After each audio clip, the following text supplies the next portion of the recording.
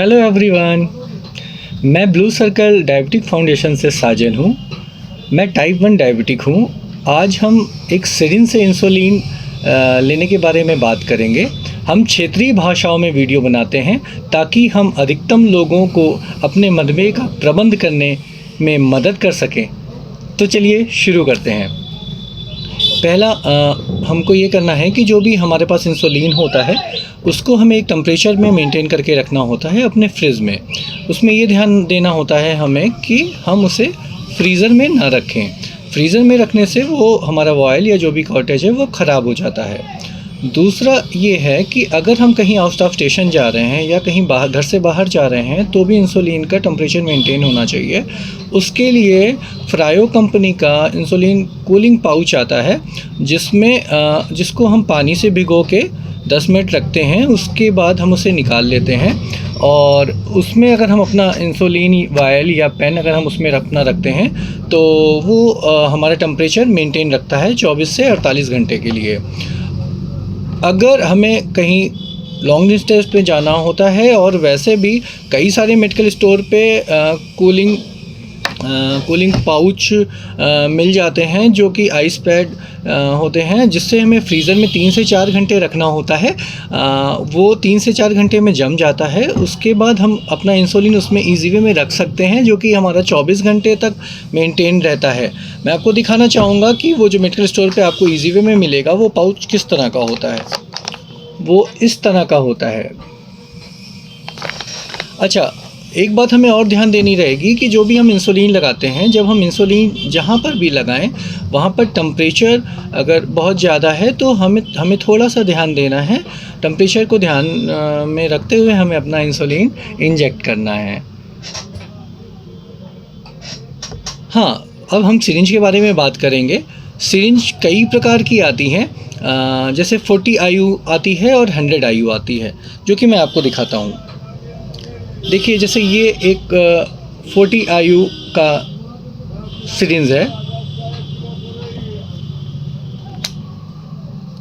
और ये 100 IU का सिरिंज है। इसी तरह ये 40 IU, आप देख रहे होंगे यहाँ पे 40 लिखा हुआ है।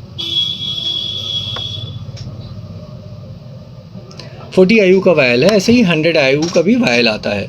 तो हमें ध्यान रखना है कि 40 IU वाले से हमें 40 IU वाला ही निडल यूज़ करना है, सिरिंज यूज़ करना है, और 100 IU वाले से हमें 100 IU का ही सिरिंज यूज़ करना है। अब हम आपको बताते हैं कि इसे हम कैसे यूज़ करते हैं।